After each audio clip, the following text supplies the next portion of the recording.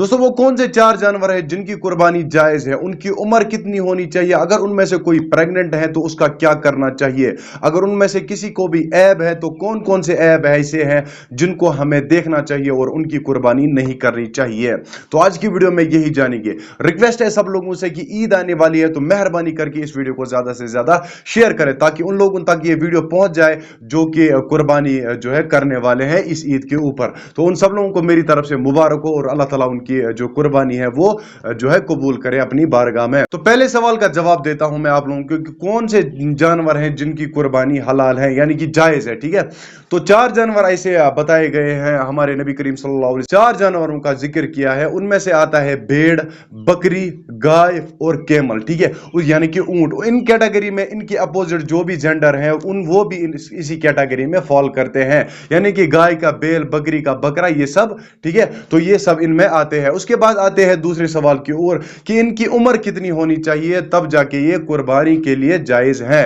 तो बकरे की अगर ली जाए तो बकरा जो है कम से कम 1 साल के ऊपर होना चाहिए। अगर तो 1 साल का नहीं है, अगर 6, 7, 8 महीने का है लेकिन वो लगता ऐसा है कि वो काफी ज्यादा बड़ा है, यानी कि वो बहुत बड़ा दिखता है, सबको दिखता है कि ये काफी बड़ा है, यानी कि 1 साल की अगर 1 साल का बकरा उसके कंपेयर में रखा जाए तो वो उसके बराबर आ जाता है, तो उसकी भी कुर्बानी फिर जायज हो जाती है। अगर गाय बैल की बात की जाए तो उनमें अगर उम्र की बात की जाए तो उनकी उम्र जो है 2 साल के ऊपर ही होनी चाहिए।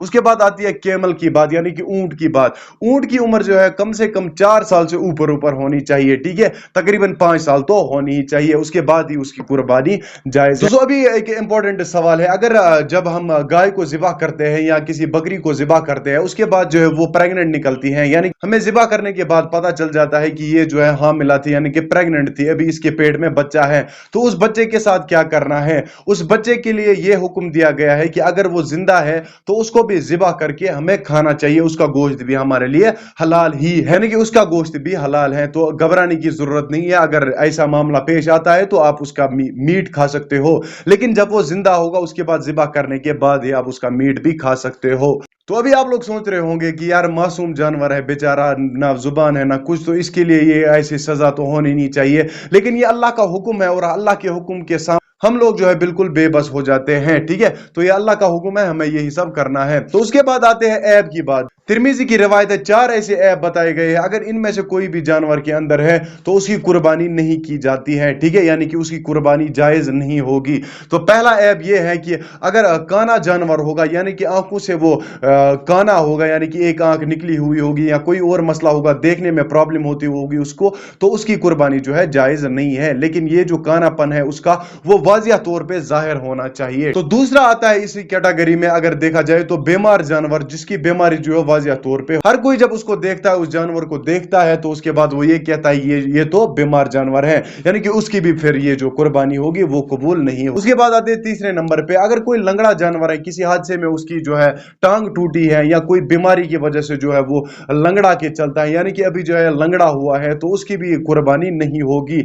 लेकिन ये याद रखे कि वाजिया तौर पे उसका लंगड़ापन दिखना चाहिए। चौथे नंबर पे आते हैं कोई ऐसा जानवर जो कि बहुत ही ज्यादा कमजोर हो, उसकी हड्डियां दिख रही हो, बिल्कुल ही कमजोर हो गया हो, यानी कि उसकी हड्डियों के ऊपर जो है गोश्त बिल्कुल भी ना आ रहा हो और वो वाजिया तौर पे दिखता है कि भाई ये तो बहुत ज्यादा कमजोर है, उसकी भी जो है कुर्बानी कबूल नहीं की जाएगी। तिरमिज़ी शरीफ के अंदर एक और रिवायत आती है जिसमें और 2 जानवरों का जिक्र किया गया है, जिसमें से एक का ये जिक्र किया है कि अगर उसका कान जो है वो पूरी तरह से कट गया हो तो उसकी भी कुर्बानी नहीं होगी।